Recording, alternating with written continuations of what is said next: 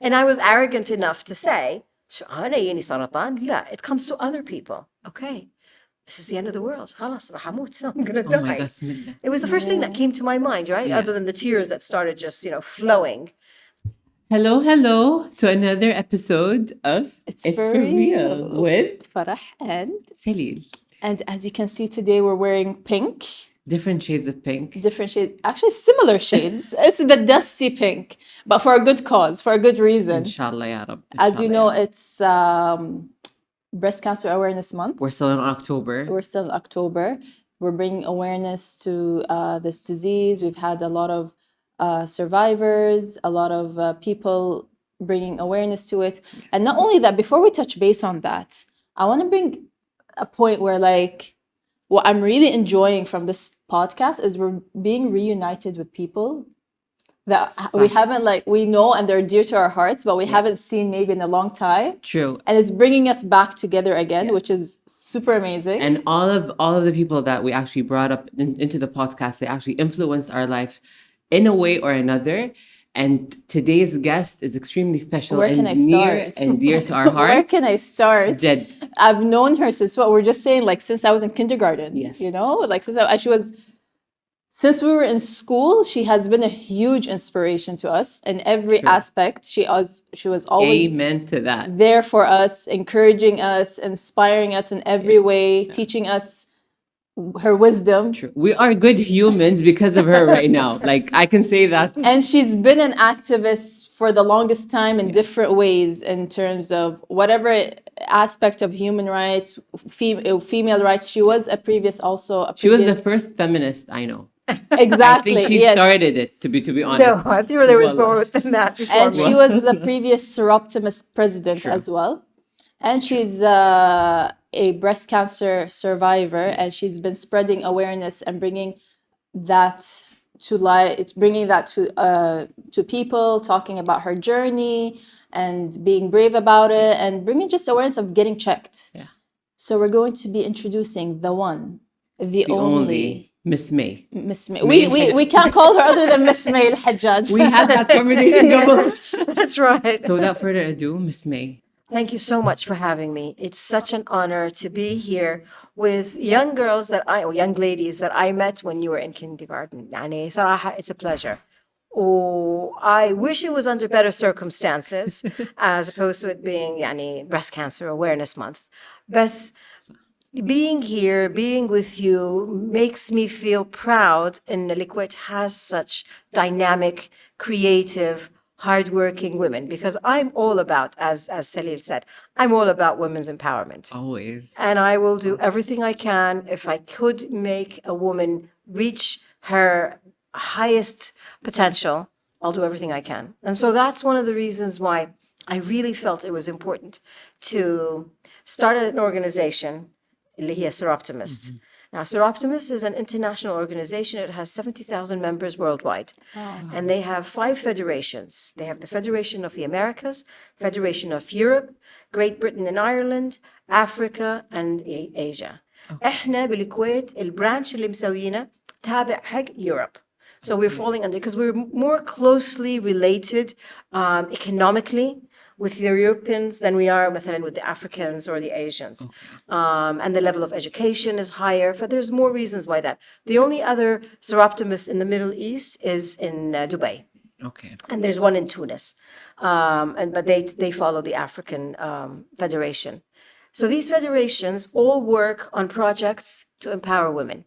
The 5 pillars or the 5 focus areas that we work on are empowering women in education, empowering them with health, empowering them environmentally, empowering them economically, and ending violence and discrimination against women. So all the projects we do have something to do with one of these 5 areas. Well, Kuwait, alhamdulillah, we're living in a country where these kinds of things are easy to maneuver. We have the financial capabilities, we have a supportive government, we have a population of people that's fairly educated, who are willing to talk about those things. So when we talk about, for example, women in economics, trying to highlight what they do economically, we did a course the World Bank and IFC, an international financial company, with a company in Lebanon, where we gave workshops for women so that they could get certified as board members. That's amazing. It is Yeah. amazing. It really is, which basically means that the women who've taken this workshop and taken this certification can go to, مثلا, the Central Bank of Kuwait, or they can go to any company, any of the telecommunication companies or banks and say, I'm more qualified than anybody else that you have here on the board because I've got this certificate. Wow. So that's enabling them economically. And we believe that when you enable a woman with money, she is not going to be violated. She's not going to face violence. She'll be able to say, and my strength comes from my financial stability. And that's one of the things that we want to try and do. From a health point of view, we have a lot of projects that have to do with health. And I will tell you the one project that I'm very, very particularly very proud of is medical rights for women. So there used to be, it wasn't really a law, it was an administrative guideline that the Ministry of Health had. Basically, it said women are not allowed to sign off on any medical procedures for themselves and for their children. Well, that's ridiculous, because who takes care of the children? The mommies, right? And so when we realized that that law was actually in effect, we decided we've got to change that. And so we did this whole campaign. We went and spoke to parliament members. We went and spoke to the Ministry of Health. We had workshops. We brought in doctors. We brought in mothers who lost their children because the father wasn't around and there wasn't a man to sign off. So we did this whole entire campaign. And this was in 2018, just before COVID was going to start. And throughout this whole campaign, we were sitting there talking about medical rights for women. And one of our members, who is now the current president of SOROPTIMIST, her name is Dr. Zainab Msalih, she's a surgeon, Wizarة الصحة. She said, okay, I will write the law. So she sat down, and as a doctor, she wrote the law with all the requirements for women to have power over their bodies and their children. And she included in this law not only herself, mothers or women themselves and their children, but she also included all relatives up to the second degree. So her mother, her husband, her father, her sisters, her nieces and nephews, she can sign off on a medical procedure. And that is a huge accomplishment. That is amazing. Yeah. And it passed. Within a year of us starting this campaign, the Ministry of Health changed it. And so now what we want to do is we want to make sure that society knows that there is a law. Yes. That women can go, and if a doctor says that ما يصير لازم الرجال اللي يوقع, نقدر نقول له لا لا, that's not true. There is a law that says women can sign off. Well, that's the thing. I just wanted to highlight that because I think everyone knows that there's a law that a female cannot sign. صح. But I just want to say that, or just highlight the fact that it's not there anymore. It's been revoked. Exactly. I don't think a lot of people know that, actually. That's right. And there's reasons why it's not being announced, because societal restraints, there's politics involved with it. Where does a woman's rights start? Yeah. And where does it end? And who gets to decide that? It's just a matter of raising awareness. صح. And that's easy. One of the things that we're planning on doing, inshallah, very soon, is we want to put these, those roll-ups, and we want to call it patients' rights. Sure. And put that in all the clinics and in all the hospitals so that when a patient walks in, whoever that person may be, can see the rights of اللي هي بالعربي يسمونها الحقوق what do they call it? Medical rights for people, for patients. What are your rights as a human being when you walk into a hospital? These are your rights. You should be expecting the best quality of service. You should be able to do this and that and whatever it is. And that needs awareness. And in my experience now, I've noticed it's very easy.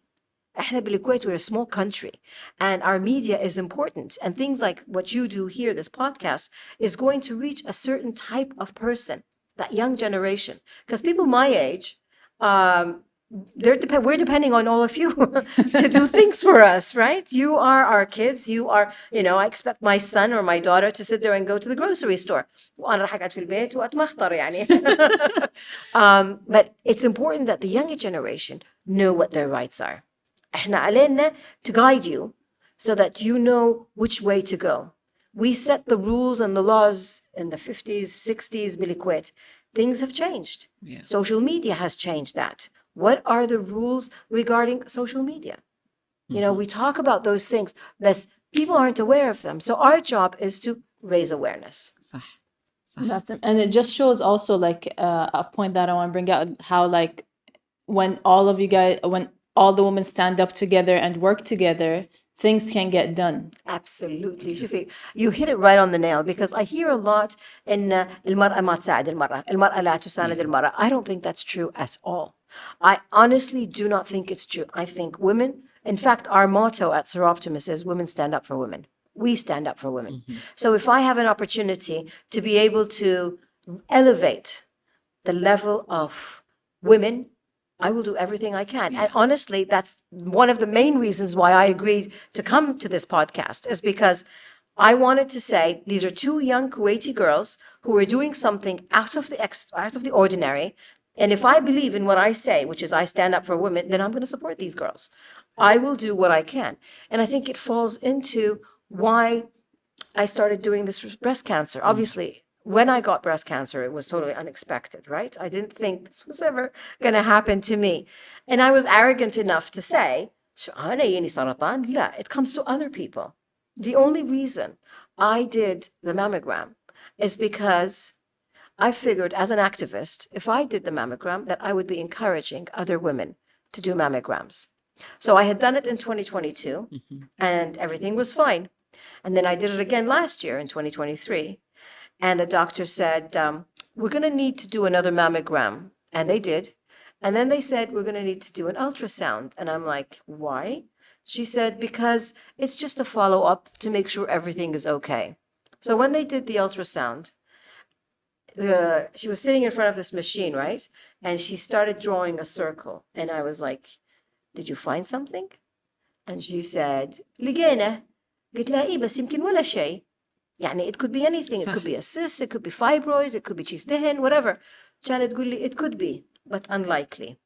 الحين أنا the whole time قاعدة وياها أتغشمر وأضحك وأمزح.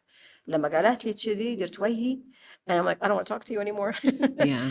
And so she was like, okay, we're going to take a biopsy now. And I'm thinking, إيه بس أنا جاية بروحي. I'm thinking a biopsy يعني عملية وكذي.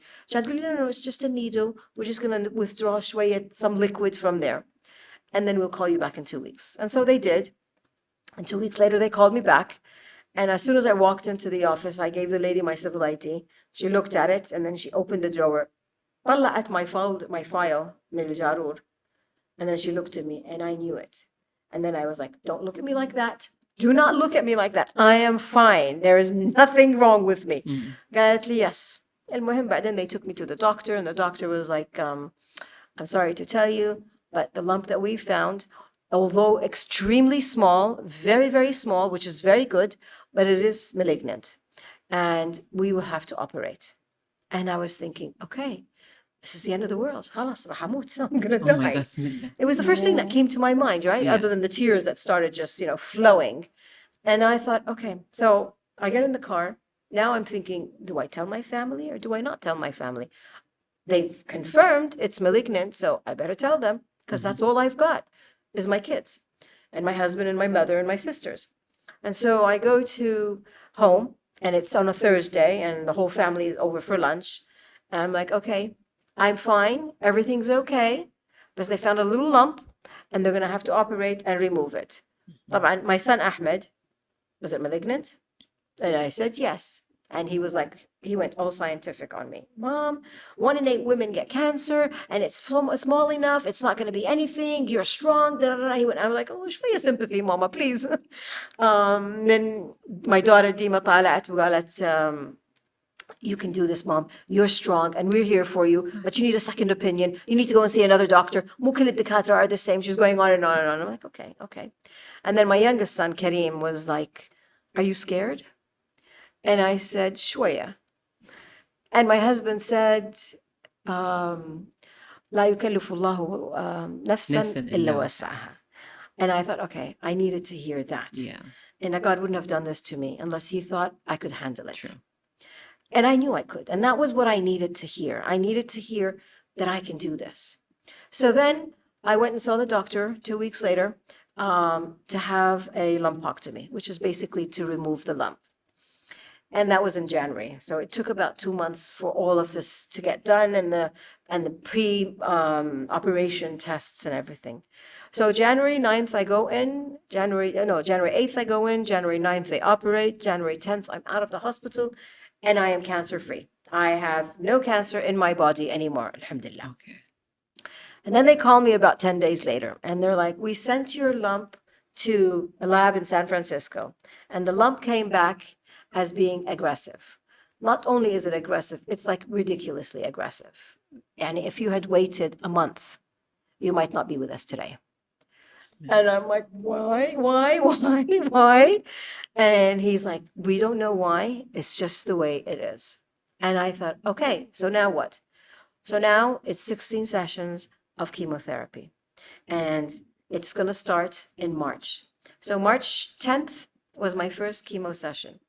And I went with my husband, of course. So you do blood tests first, and then they take you upstairs to where the chemo room is. And it's a room with 4 beds, and you go in, and she says to me, sleep on the bed. And she's just about to start to do all the stuff that she has to do to get me prepared for this. And my husband is just about to sit down. And she's like, no, sir, I'm sorry, men are not allowed. And I'm like, surely I'm not allowed. I need my husband with me. I need somebody A with support me. system. Yeah. I need somebody with me. And she says, no, men are not allowed. And so my husband says, Khalas, call me when you're done. And he leaves. And I looked at her and I said, now you wonder why there's no good relationships between husbands and wives, because you isolate the husbands from the wives. This needs to be something that is a joint effort. Yeah.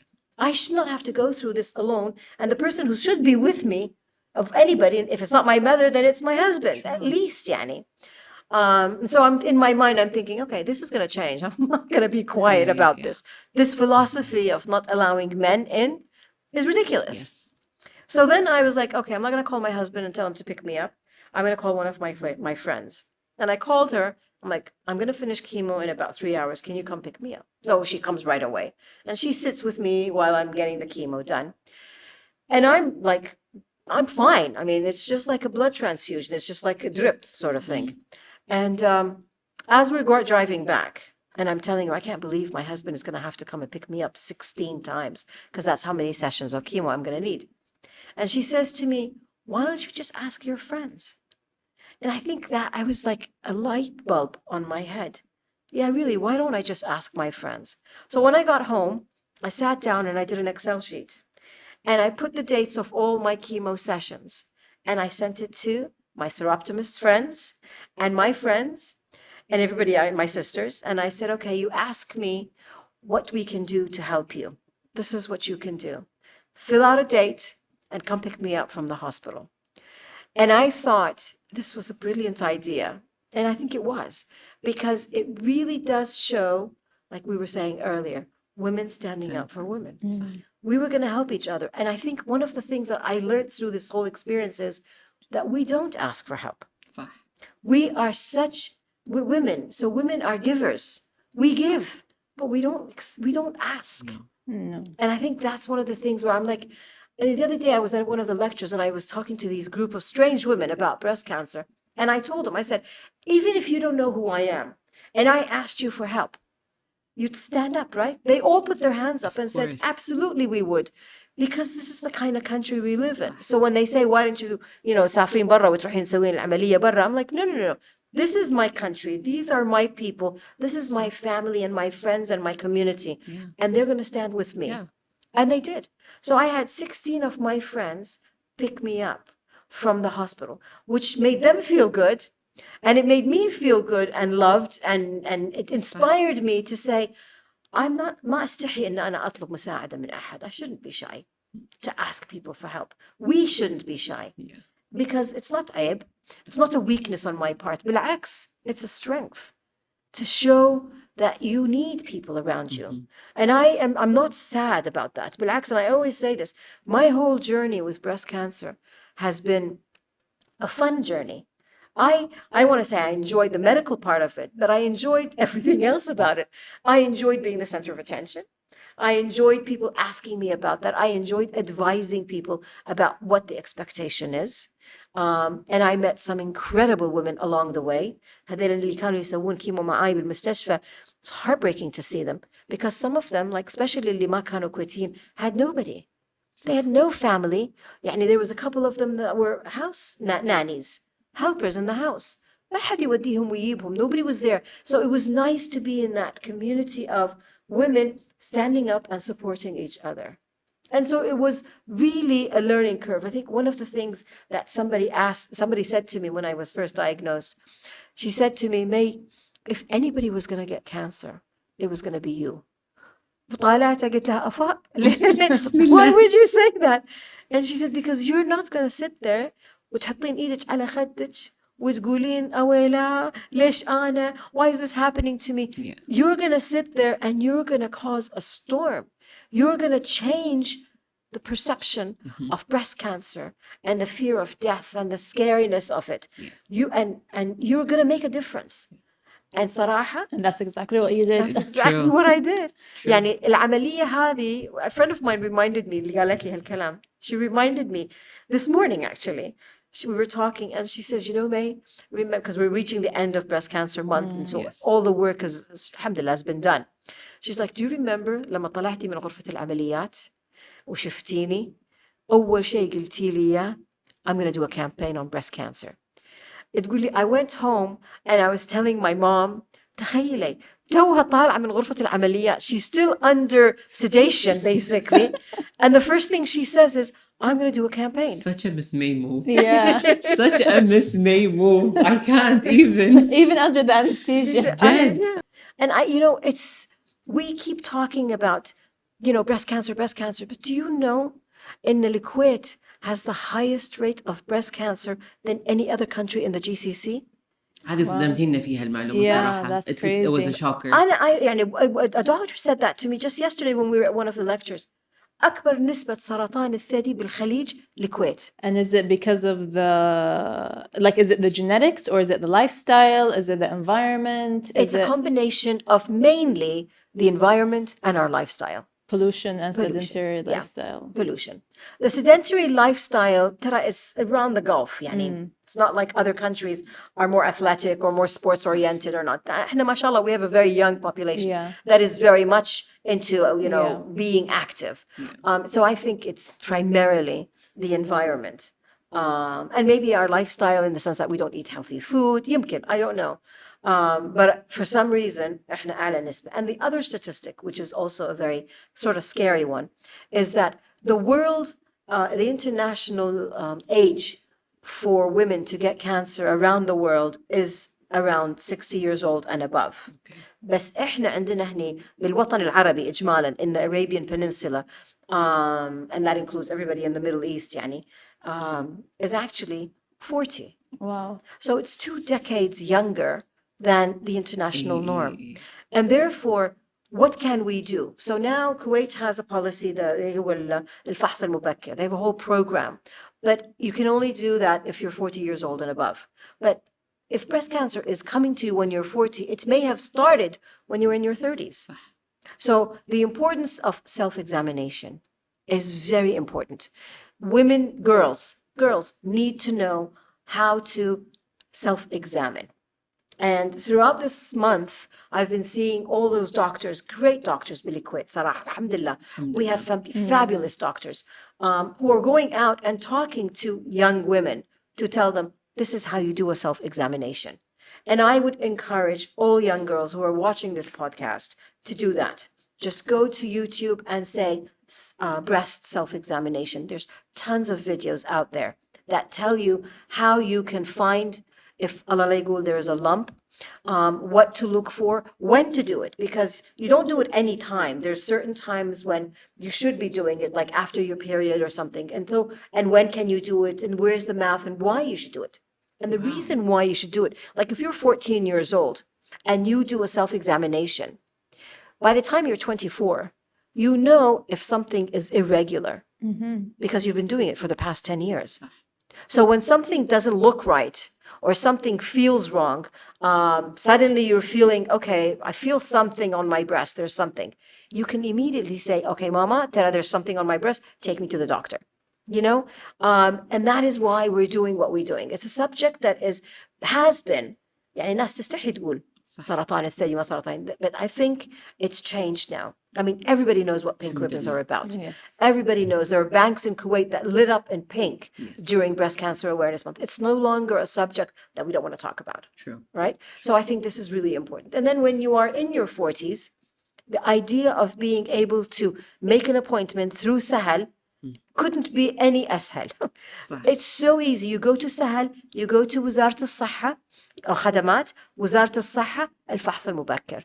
If you're 40, the day you turn 40, make an appointment. Yeah. And do it. And it's so easy. And is it like a yearly thing that people should be doing? It should be a yearly thing that you should be doing.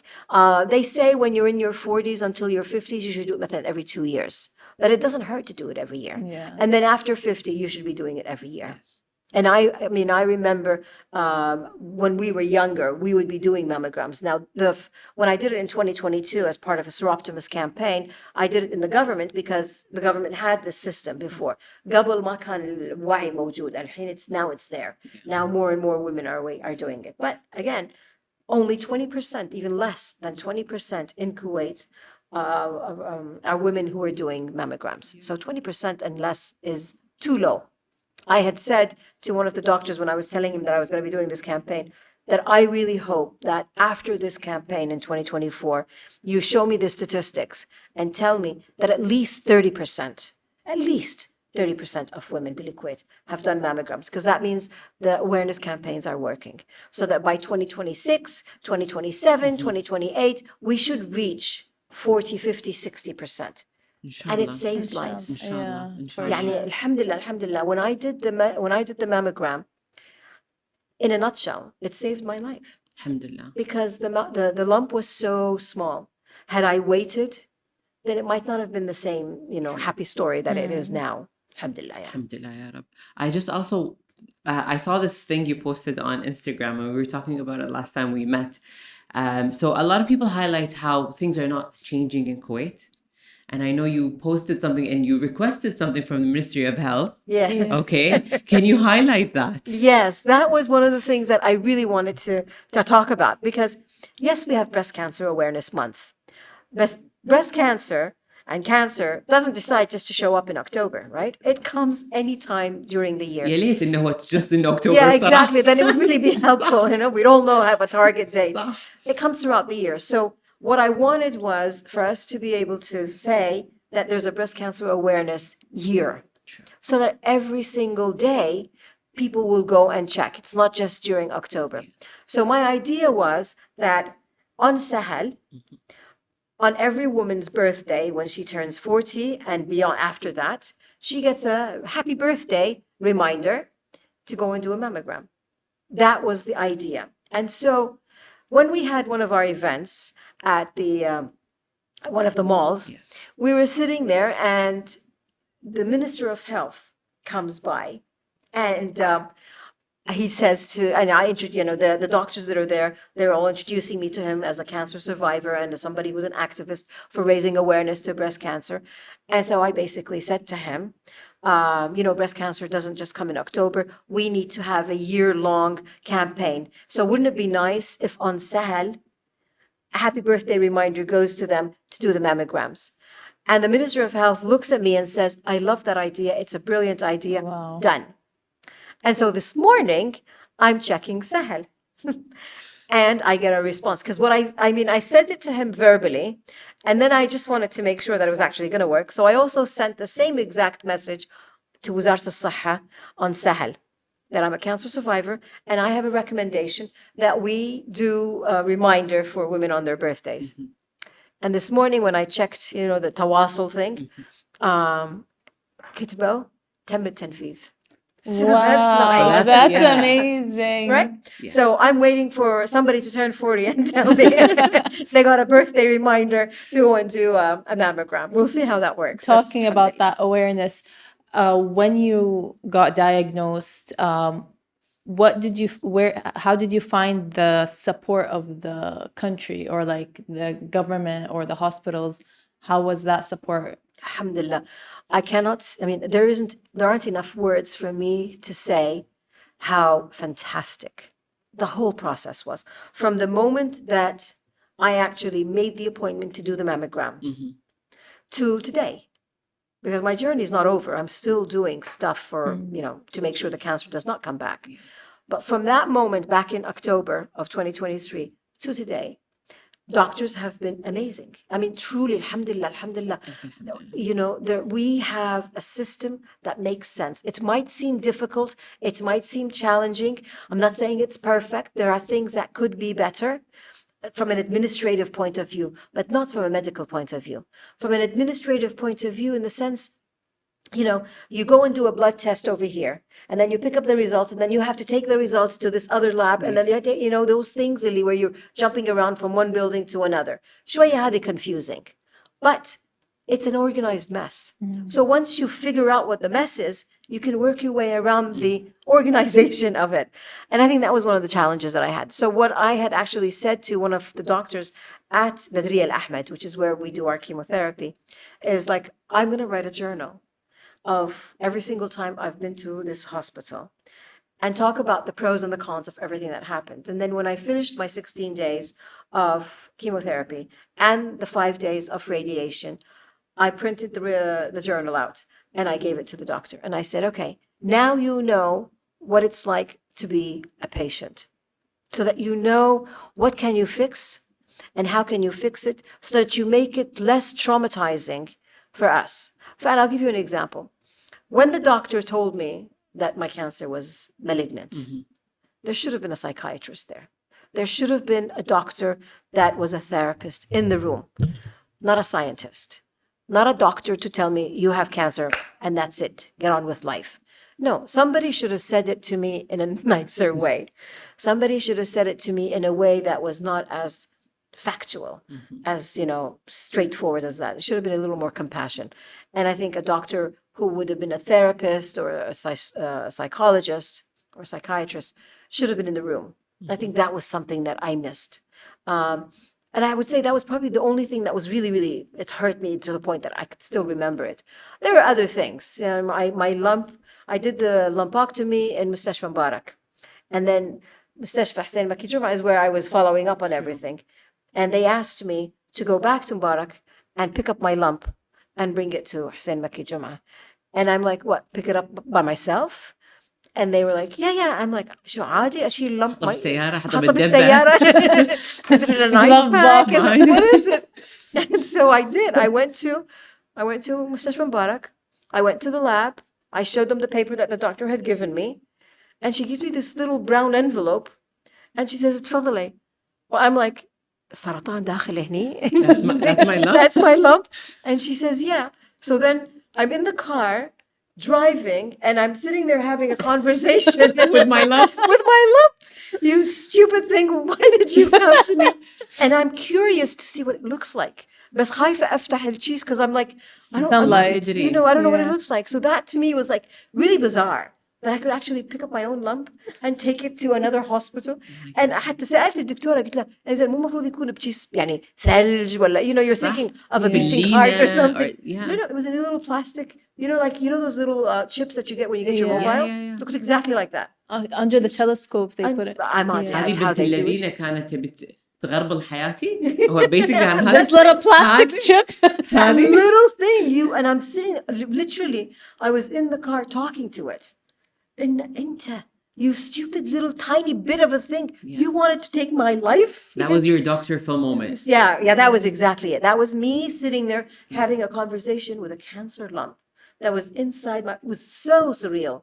So surreal. فبعدين لما وصلت بدرية الأحمد and I went to the lab and I handed them the little envelope قلت لهم حكفوها ما بيها and I guess maybe that's why it came back very, very aggressive because I didn't say anything nice to it. Maybe if I was like, oh, you're so sweet, you're so cute. لا بالعكس صراحة لا على شيء هالكبر لا صراحة. I couldn't be nice to it. True. You could not. And it basically said to me, oh yeah, you don't want to be nice to me? I'm going to make myself very aggressive for you. But things like that, I tried throughout the whole journey is to be positive because 80% of my recovery was my psychology, was my نفسيتي. Yes. إن أنا ما كنت رح أخلي السرطان take over my body. أنا كنت رح أكون قوية. Well, I kept saying to myself in my mind, أنا قوية. Well, thank God. Thank God for everything that's happened to me. There's got to be a silver lining for this. And I think it is. I think in الحين يعني because of what happened to me, I wouldn't يعني I did breast cancer awareness programs before, but it was like, you know, مجاملة basically. This was not مجاملة.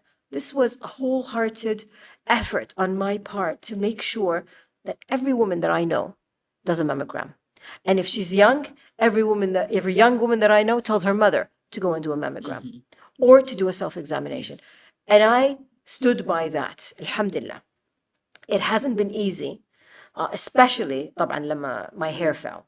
You know, that in itself was a very traumatizing thing. إن إحنا تربينا إن society جمال البنية شعرها. And look at both of you, ما شاء الله أمي عليكم يعني. أنا أمي للحين تزفني يعني أنا I'm married, I have a kid now, بس my mom للحين تزفني إذا قصيت شعري. Yeah, and every time I tell my mom, like, I need to go for a hair trim.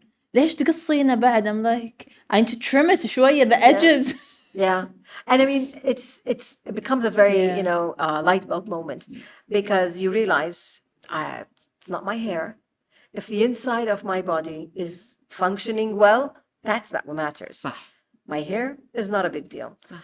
So I remember when, after my second chemo session, I woke up and there was hair on the pillow. And I was like, okay, it's starting. And it was Mother's Day. And I thought, okay, I'm not going to go and cut my hair. I can keep it for one more day. بس كنت وايد خايفة لأنه كان رمضان. And I literally put my hand on my hair and it just, you know, fell into my hand. I thought, okay, I am not going to cut my hair today لأن عيد الأم وكان يوم خميس and the kids and everybody were coming to the house for lunch tomorrow. So tomorrow came, Friday morning, رحت صالون بالجابرية, somewhere I don't know anybody. And I walked in. As soon as I walked in, حليلها, the hairdresser, أول ما شافتني, hi, Miss May. She was a student from school. And I thought, oh my God, please don't cry when you cut my hair. And she's like, no, Miss May, I promise I'll be very gentle. She cut your hair? She cut my hair. Wow. She owned the salon that I went to, which was a mere coincidence of a salon. She cut my hair and very, very short. وبعدين أنا قاعد طالع روحي بالمراية عشان أقول لها, you know what? Let's just shave it. So she gives me the trimmer, a trimmer ما يسمونه الموس هذا يعني مال الشعر. And she says, if you're going to do it, you have to do the first one. قلت لها المسكي إيدي. And I don't know, I'm going to poke my eye or something. And so I took the razor and she was holding my hand and I cut it. And then I gave it to her and I said, Yalla, you do the rest. And she did. And throughout that whole time, I had given اللي تشتغل عندها my phone and I said, I want you to film this because I'm documenting everything. And she did. And I made a little video of it. And it took me a while to actually show it to anybody, including my kids and my husband and my sisters. I didn't show it to my mother. But I looked at myself in the mirror and I said, I look good. You do. You do. You're rocking it. Yes, it's Jed. So I started putting, and so this girl, Yahlel, had this student, she says to me, do you want me to make a wig for you? And I thought, okay. And she's like, okay, I will order a wig for you. It'll be natural hair. It'll be the same color as your hair, because I showed her pictures of what my hair was and everything. And I'll call you. So I left salon. I got home. أول ما my husband saw me, I was wearing like a scarf. أول ما شافني, he knew what I had done. And he said, نعيما. And that was it. No conversation, no judgment, no how do you feel. بس كلمة ورد غطاها. نعيما. I thought, okay, عادي. ما فيها شيء. And I started to become very creative with my turbans. I became addicted to Timo. Every morning, I would get up in the morning, Salat al-Fajr. After I'm done, I open my phone and I go to Timo and I started ordering turbans galore. ما خليت شيء. I ordered كان رمضان, I ordered like these. No, actually, it was before Ramadan. No, it was Ramadan. I hadn't yet discovered Timo. So I wanted something for my head, right? So I went to سوق السالمية اللي بيعون حجابات, right? Because I figured I could wear, like a scarf. Yeah. And I asked a friend of mine, لأن every time I have scarves obviously في البيت, بس كل ما حطيتهم على راسي they slip يطيحون، off, صح. right?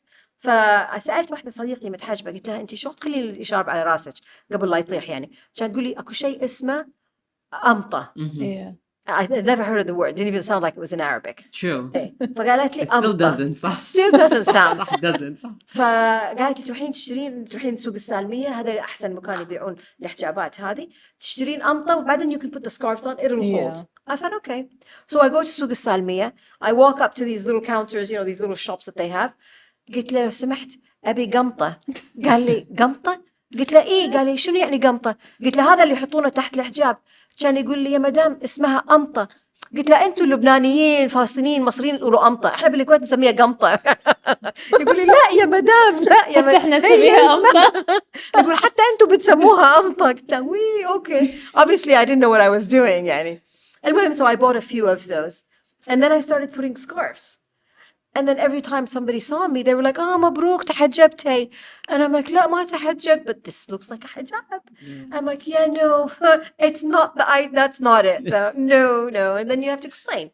شعري طاح, مسوية cancer وما أدري شنو. And it wasn't really what I wanted to do. I didn't want that to be my identifier. Yeah. So then I discovered Timo. And I was going on there and I put in turbans. And oh my gosh, they have such cool ones. They have such cool ones. It's never ending. Like it's a rabbit hole. No. But then it was Ramadan. So I ordered a bunch of turbans, right? And I guess this was in تو رمضان كان راح يخلص. I think it was in April or so. And I was invited to a غبقة. مو غبقة. Just the other thing. Ramadan dinner. And I was wearing a درعة. And none of the turbans I was wearing I liked. فرحت سوق السالمية القديم. They have those, تعرفون شنو الهامة؟ Yeah. الهامة اللي يلبسونها العروسة أيام زمان. ذهب. Yeah. It's like a gold cap. Yeah. And so I went to one of the shops هذيلا اللي موجودين, and I bought 4 of them. Throughout Ramadan, every once a week, I would wear one of these hamas. And it was the coolest thing ever because people knew, obviously, that I'd lost my hair, but I was making it look fashionable. I mean, like. I mean, حتى the next, بعدها بفترة كنت معزومة حفلة, and a friend of mine كانت لابسة هامة على راسها. And she has no cancer or anything. She just thought, you looked so cool, I thought I'd copy you. She So I was set a like, trend. okay, so I'm setting a trend. And then it was my birthday in May, and I wanted to look cool on my birthday. So I went to Temu, and I ordered a whole Great Gatsby look. Ooh. You know the hat, the cap that has all the pearls? Yeah. طلب 3. واحد أسود, واحد silver, واحد pearls. Oh my God. And so for my birthday, I wore one of those, and I wore one of those, those dresses, those flapper dresses. Yeah. And that was how my birthday was. So I was really, I was having a blast. I got a gift from one of the African ambassadors in Kuwait. You know how the Africans, they have the big turbans the that they wear, one. the very colorful ones. She gave me one as a gift. So I wore that to a function. Actually, I wore that to the very first function I went to when I finished my chemo. And it was a woman's empowerment. It was actually a meeting of كل الناشطات بالكويت. All women activists بالكويت were invited because the Higher Council for Planning was launching a LinkedIn page for Kuwaiti women leaders. And so we all got this invitation. And I had been completely isolated from these functions while I was doing chemo. But this was my first one. And so I wore this, and I go there, and all the women that know me, who have been very supportive of me, who are activists for women's empowerment, and they saw me walking in with this big African turban on my head, I was in awe of the support that I got. It was just, I had tears in my eyes لأن كل واحدة فيهم شالتني شيل. كل واحدة فيهم قاعد تقول لي أنتي role model, أنتي قوية. They gave me that confidence and that inspiration. Even though I was worried, لأن I'm walking in not looking like me. because I had this thing on my head, which wasn't me. But they reminded me of me. Because when I was doing chemo, March 8th is International Women's Day. Yeah. I couldn't go to any of the women's functions for 6 months. And I remember saying to one of my friends, "Rah yinsuni," because I'm not there. I'm not attending any functions. And I was getting jealous because they were going to, they were going to all these big events and I'm not there. And it was killing me because I'm an activist. I should be there. I shouldn't be afraid of going to these events. Was there a reason why you weren't going, Miss May? Part of it was my health. Okay. Because, you do chemo and you're exhausted for a week. True. And then I was having chemo every Sunday. So by the time I recovered, it was Thursday, the weekend, there's no functions going on. And then I had chemo again on Sunday and all the functions were Monday, Tuesday, or Wednesday or something. So really, I was too tired to go. That was one reason. Second was, I really wasn't sure how I wanted people to see me with a turban on my head. In an official setting. In a social setting with my friends, it was fun. Like, for example, if it was a dinner or if it was my birthday, those are my friends. This was more on an official basis. And pictures were going to be taken. And these pictures are going to be documented. So, I mean, for example, SOROPTIMIST Kuwait received an award from the Bahrain Civil Society Organization. And we received an award for one of our projects. And I was asked by some of the SOROPTIMIST members and the board to attend. And I went. And it was the first function or the second function after this turban thing that I went. So I was wearing one of my Great Gatsby looks. I was wearing a pink dress and this was pink pearls. And I went in and I had to get up on stage to receive a plaque from this Bahrain organization. And all I could think of was, people are going to document this with my turban on my head. And I didn't want people to remember me like that. I wanted it to be me. And I told a friend of mine, and she's like, "Well, why don't you wear that wig that you have?" I never wore that wig, not once. I only wore it one time just to get my picture taken with it so I can see what I look like in it. But I never wore it. I think for me, that was the one thing, is I didn't want people to remember me with my turban. I don't mind them remembering me like this, because this is more, this is me making a statement. It's not my hair that's going to make me.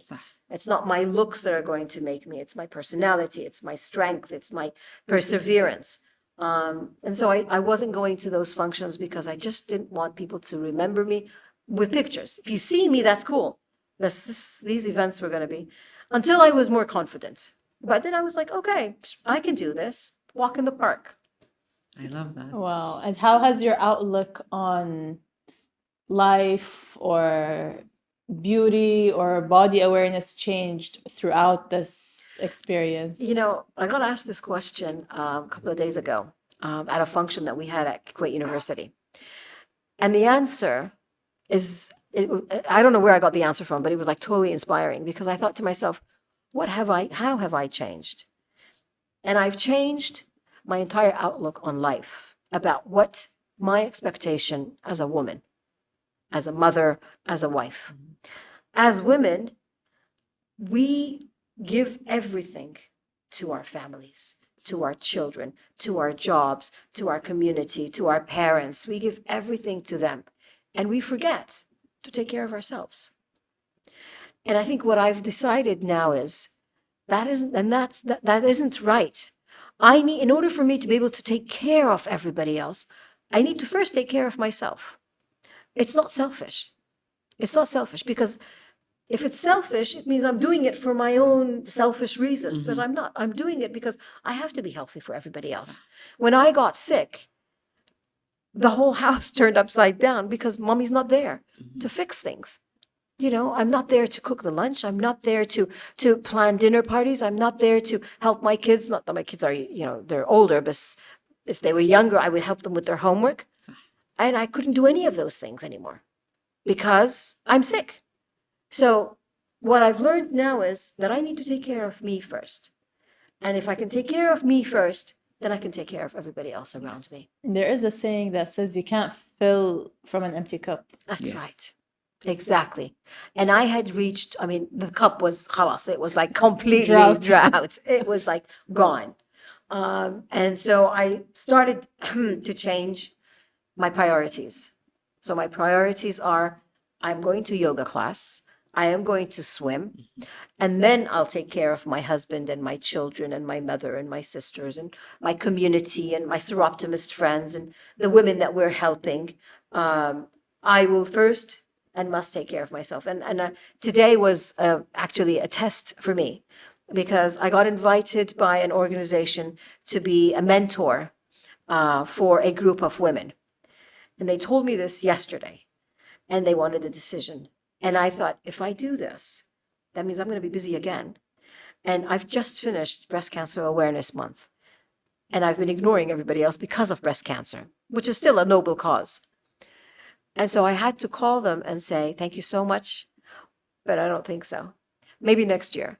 But right now, I really need to take care of myself because this month has been exhausting. I mean, I still take medication, which is semi-chemotherapy, to make sure the cancer doesn't come back. I still get tired quickly. And this month has been morning and afternoon sessions. You see my social media, yani, it's like every day there's something going on. So I needed to step back. I know I need to step back and take care of myself. Maybe in December I can come back and do something else. Having said that, of course, SOROPTIMIST, one of our biggest projects, is something that we call Orange Kuwait. And it's actually a United Nations initiative. And it starts on the 25th of November, which is the International Day for the Elimination of Violence Against Women, and ends on December 10th, which is the International Human Rights Day. So it's 16 days of activism, which it's going to start in 2 weeks' time. You have So- 2 weeks to rest. Exactly. So if I was doing this mentoring thing, and then I'm going to be doing the Orange campaign, khalas, I'm back where I started again. The cup that she was talking about, it's gonna break. It's gonna break. It's gonna break. So it's gonna turn into plastic, basically. So I was like, yeah, I've got the 16 days of activism. Now, alhamdulillah, we have a huge team within SOROPTIMIST that's going to be working on this project. So it's not entirely, I'm not going to be the project lead on it like I was for the breast cancer one. But there are things that we're going to be doing in order to raise awareness to the ending violence against women, ending discrimination against women, and what we're going to do, and what's the theme, and things like that. So there will be meetings and stuff that we're going to be doing. And I couldn't do that all the time. So having said that, I am promising myself that I will be resting. Somehow, somewhere along the way, I will sleep. I love how it's when you talked about your journey, when you were talking about hatta now and how you're taking care of yourself, and how you highlighted when the doctor told you that you have breast cancer, you really wanted or you really felt the need that a psychologist or a psychiatrist would be there, and how influential our lifestyle, our mindset, mental, emotional health comes into play. And I think we live in a society where people actually feel guilty going to a psychologist or a psychiatrist because It's not guilty. It's عيب. Shame. ليش إيش فيك؟ that's even worse than actually feeling Of guilt. course. Yeah, yeah. Guilt would be a good thing. They feel shame. It's like, shame. Yeah. إيش فيك؟ مجنونة أنت. That's the first thing people think. But what they don't realize, and I think, alhamdulillah, I think it's changing. That perception شوي. of mental Yes, health yes. is changing a lot. And I think COVID had a lot to do with that. True. COVID really, really slapped people in the face with mental health is not something that, it's okay to not be okay. Yes. All right. And I think that message has really become much more accepted. Yeah. And I'm very happy for that because mental health is an important issue. Mental health, and in a society like our society where there's so much pressure Yes. on women to be perfect, on men to be perfect. I mean, and that's actually not just Kuwait. That's social media everywhere. That's just the impact of society.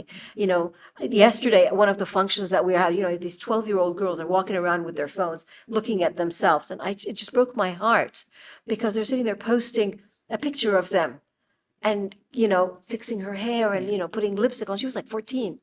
And I thought, oh, I wish I was her mother so I can go and tell her, don't be like that. That is going to put more pressure on us trying to be perfect. Yes. وماكو شيء اسمه perfect.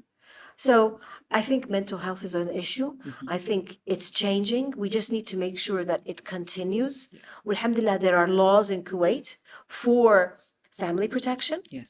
which includes all kinds of services that the government of Kuwait is giving, mental health rehabilitation, to physical health rehabilitation, to all kinds of other functions within the ministries, اللي هي وزارة الصحة, وزارة الداخلية, وزارة الشؤون. They're all working in tandem to make sure that a person who is facing issues, mental or otherwise, has the backup and the system And the support. that they need. I love that. Yeah, that's because like even like how she said like in COVID, like even like as healthy people, they faced issues during COVID. So that's when like people started like thinking, oh shit, like it is actually something real and legit, and it's not dala or like oh Or ضعف إيمان. ضعف إيمان. We heard Yeah. that a lot. Absolutely. Just go pray, you know. Yes. Obviously, like prayer helps. It's just also like, you know, there's sometimes it's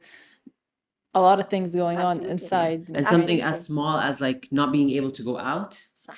يكون عندك هذا المتنفس على قولتهم. It's suffocating. It is. It's suffocating. And if you, يعني الحمد لله مثلا, we live in a home where I have a garden. Yes. So I could at least كلش قاعد بالحديقة. صح. But there are people who are living in apartments. Yeah. There are people who live in a house that has 10 people in it. Yeah. You know, where's your privacy? Where's your serenity? Where do you get the calmness? Yes. And so those are things that people, and not socializing, those are things that people faced. True. And it became very, very difficult. I mean, when it comes to, when we talk about violence against women, during COVID, international statistics have proven that violence against women exponentially increased. صح.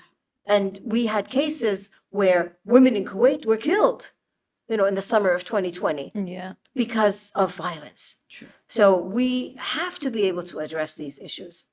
We can't keep hiding and pretending that they don't exist. True. For sure. For sure, Jet. So, what is something that you would want to, like a message that you would want to give younger women regarding breast cancer? Well, first of all, first and foremost, learn how to do a self-examination. That is important because, like I said, if you know how to do it when you're 14 and then a lump happens when you're 25, you can tell. If you never touched your breasts and knew what it was supposed to look like, لأن عيب وما يصير, then you're not going to know when a lump comes up. This way, you're doing that. For young women, I would say be there for your family, but remember, you need to take care of your own health first. We need to change that mind frame where your job is to take care of me. No, no, no. Your job is to take care of you so that you can take care of me Others, yeah. and others. So that's one of the messages that I would send. And I would always say, stand up for what you know is right. Well, don't let anybody bully you. This whole thing about you are there to serve other people, you're there to serve your father, your brother, your mother. We need to change the narrative because my brother is also there to serve me and my mother and my father. I use an example when my kids were younger. And who gets to sit in the car? In the front seat of the car, when we get in the car. And so it used to be الولد دائما يقعد قدام السيارة والبنات يقعدون ورا. That was the narrative. So in my family, that's not going to be the narrative because no, just because you're a boy doesn't mean you get to sit in the front. La la la. It used to be whoever's downstairs near the car first gets to sit in the front. Who calls shotgun? Who calls exactly. First one down is going to be in the car. Serve. Gets to sit in the front of the seat, in the front of the car, or in the front seat. And then the kids got older. I can't play that trick anymore. So it basically became The eldest. the eldest sits in the front. And that's what we have in our family since we were kids. It's like the oldest sits in the The front. oldest, regardless of whether or not the Yeah. oldest was a boy or a Or girl. a girl. صح. Same. Which of course was a bummer because Karim never got to sit in the front. أخي على كريم. He was only get to sit in the front when he was alone in the car with me, which probably means why I have such a close relationship with him. I think those are things that we need to be able to do, is to change that narrative. The idea of روحي يبي شيء حق أخوك should not. Yeah. And I just read a quote, I think it was Julia Roberts who said that it's not our job to baby the men in our family. It's not our job to be their therapists. It's not our job to take care of them. We need grown men to take care of themselves. And this is what we do when we want to teach children that. Take care of yourself first. You take care of your room. You clean the room. You take care of your own stuff. I mean, one of the things that bothers me a lot, and I think you probably know this because when I was in the school, I used to really get upset when I would see the kids walking out of school and the maid would carry their school bags. Yeah, that bothers me a lot. It's not your job to carry the school bag. It's his job. He's the child, his bag, he carries it. And that goes all the way to how we raise our children. And, when we sit there and talk to young women, those are the things that we should be saying to them, is you should not allow anybody to bully you. Anybody. And more importantly, and I'll say that again because I said it to you when Facebook was a thing, is don't post everything about your life on Facebook. Oh, I mean, not Facebook, on any sort of social media. Facebook, because that was like when we were talking. That was like, about. I remember she gave us a whole lecture. That was like before Instagram was even a thing. Exactly. TikTok, Instagram. Nothing, no. Instagram, I mean, Facebook has just started. Like, that was after MySpace. That's when, like, we used to post, like, albums of photos on Facebook. Right. So I remember she gave us this whole lecture. I don't think the new generation knows what Facebook is. It was unfiltered photos, not even like عندنا filters. not even filters. at least from filters, like we didn't even like remove certain photos. It was just like we went out with like their digital camera, took like pictures of the whole night, went back to Facebook and just uploaded the whole SD card. Yes. Random photos, blurry photos, shoe photos. And I remember saying to you, don't post everything. Yeah. And now it's so much easier to post everything because you've got it on your phone and you can just sit there, take pictures and post. So I would say don't post anything. Don't compare yourself to celebrities. Don't pretend to be somebody that you are. No. And keep your accounts private. Keep your accounts. I mean, I personally have 2 accounts. I have one that is my public one, which is for activism, which is me talking about women's rights. And then I have one that's the private one, which is where I put pictures of my family and, things that I want to talk to, like, that I want to say. I went on a trip to, wherever, Malaysia or something, and here's a picture of me there. And I think that's what we should be doing. And nobody's account, nobody under the age of 21 should have a public account. Nobody. I mean, that's a simple fact. And if it were up to me, I would put that into law. That anybody I think some below countries 21. now, like Australia, I think they've passed a law about like kids on social media. Some states in the US as well. Exactly. And I believe personally in kids shouldn't have a phone. I agree. Yeah. But we live in a society. How can you restrict that? You know what they should have? Yeah. Remember those very old Nokia phones? Yeah. Okay, اللي which ما do في nothing. كاميرا اللي ما في camera. Just call. حدك the snake game. Yes, حدك. The snake. And the only reason a kid should need a phone is to call his parents if there's an emergency. That's it. فقط لا غير. أما يقعد ياخذ صور، يقعد يسوي أشياء ثانية. He shouldn't be on like games وما games that cost money.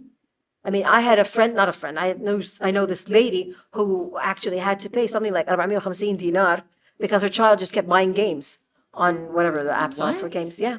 He would go and he would buy these games. وطبعا التليفون كان باسمها. So she had her card on Apple Pay. And it was just going, It's not only that, it's also like the games that are, مثلا, for example, I remember I had a cousin like 4 years old. He just downloaded like a random like car game. And it was like similar to GTA where it had like strip clubs in it.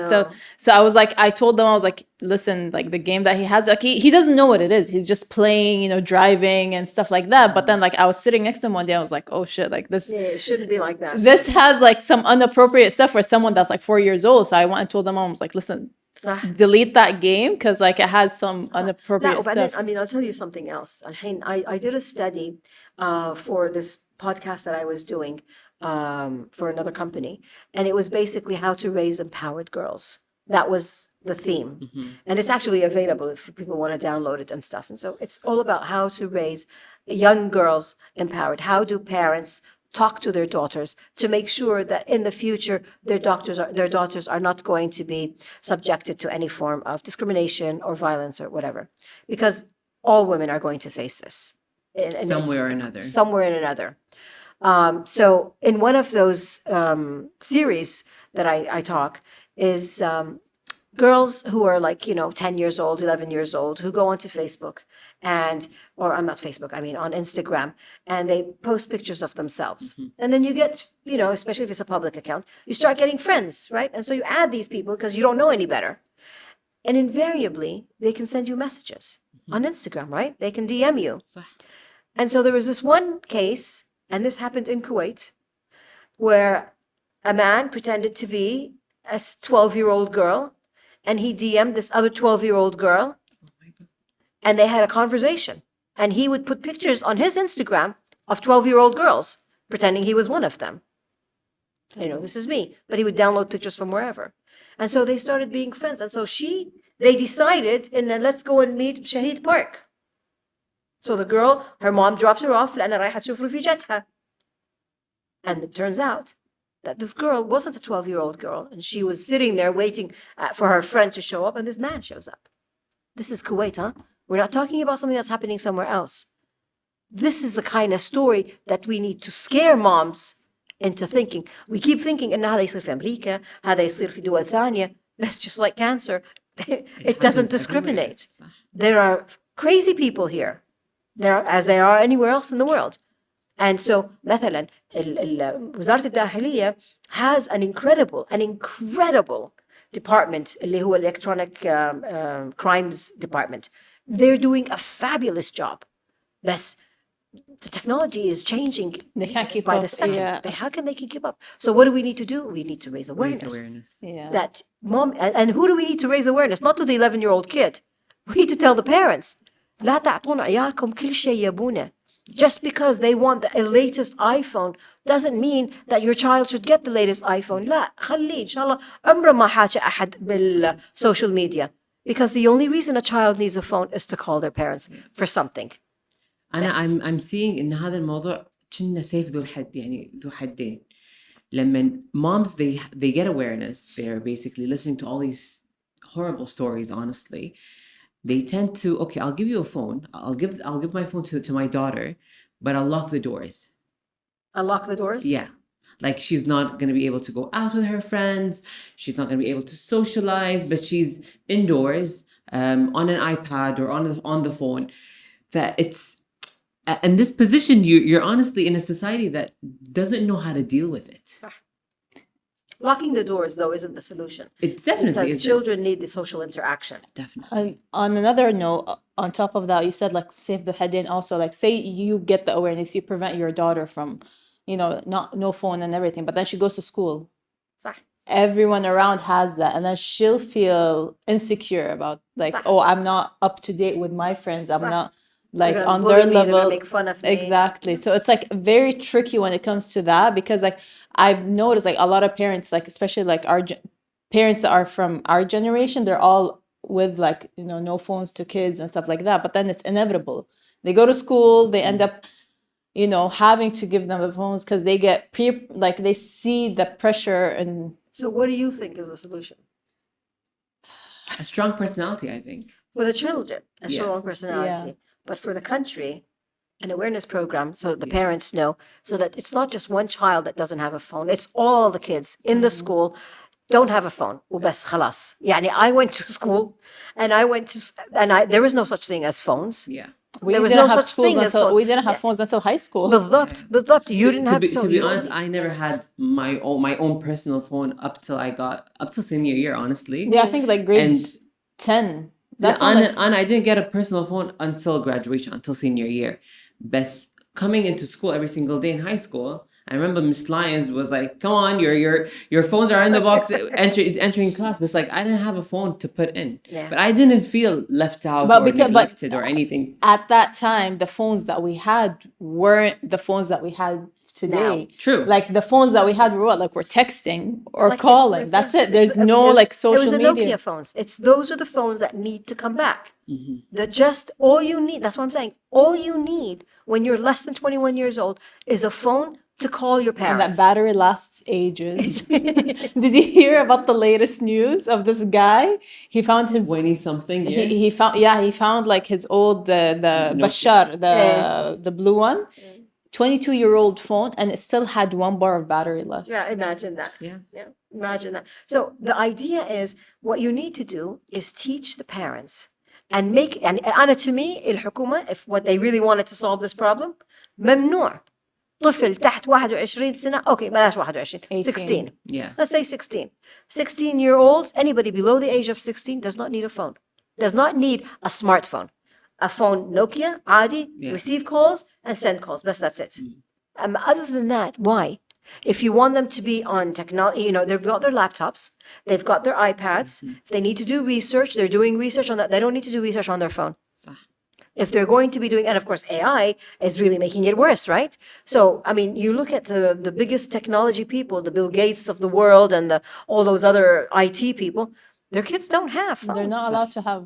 They're not allowed to have. So use that as an example and put the laws over here. Yani this to me is another project that SOROPTIMIST should actually do. Because this is something that you can get the Ministry of Interior, and you can get the Ministry of Education talking to each other.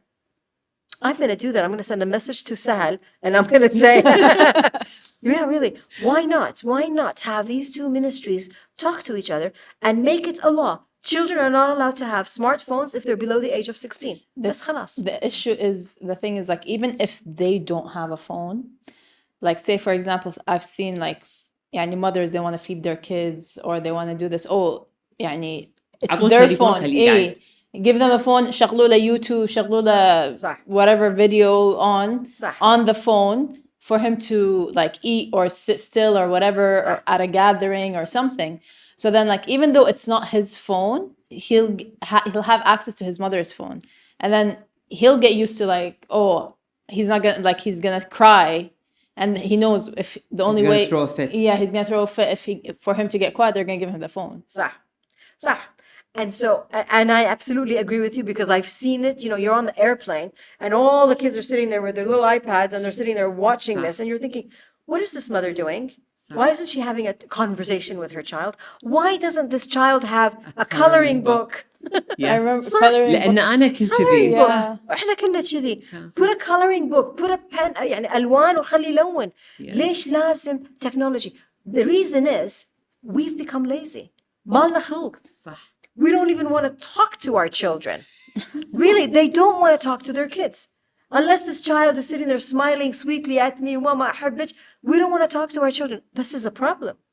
This is a problem. I remember, and I'm sure you know this, when I was at UA, when I was in school, we would sit there and talk to the teachers.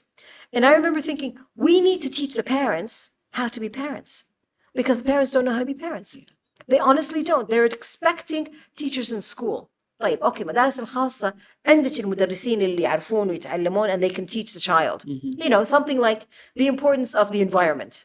You know, you remember from school we had all kinds of green programs and stuff, right? Okay, that's from the school. بس في أشياء مثل please or thank you that need to be taught at home. في أشياء that means, you know, spending time with your child and telling them stories, reading for them. How many, مع الأسف الشديد, how many Kuwaiti moms do you know do that? Hardly any. And I think it's decreasing with technology. Of course it is. Yeah. Which goes back to what you were saying, what Farah was saying, is, you know, we put the phone in front of them, we put the little iPad in front of them, and then خلاص, you know, be entertained. طب أنت دورك كأم أو أنت دورك أنت كأب is what? To put a phone in front of them? لا, talk to them. It's not, also on top of that, it's also not just teaching, it's also setting an example as parents. طبعا. Because, like, you know, I've seen, for example, like, you know, eating healthy or like whatever, or eating fruits and vegetables or whatever that may be, يعني whatever, in terms of healthy habits, like, kids are sponges, they absorb. So if they see their parents doing that, they're going to be doing that. بالضبط. So, like, if they see a parent, like, reading a book at night, like, before this, oh, I want to read it as well. صح. And if they see a parent on the phone 24 ساعة, they're going to do that too. صح. So they will completely copy you. Yeah. And people forget that. And I mean, it goes back to, if you see a parent smoking, the child's probably going to grow up to be a smoker. It's the same thing. And I think that kind of behavior comes from education, trying to teach them. And I think, I don't mean to be negative at all, because I hate being negative. I think that's changing. I think the younger generation, and Zen, like you people, are aware of that. So you're not going to be like that. You're not going to be doing that because you know it's not right. Yeah. And you sit there and you talk about it, and you're going to do podcasts about it. And so more and more younger people are going to learn from that.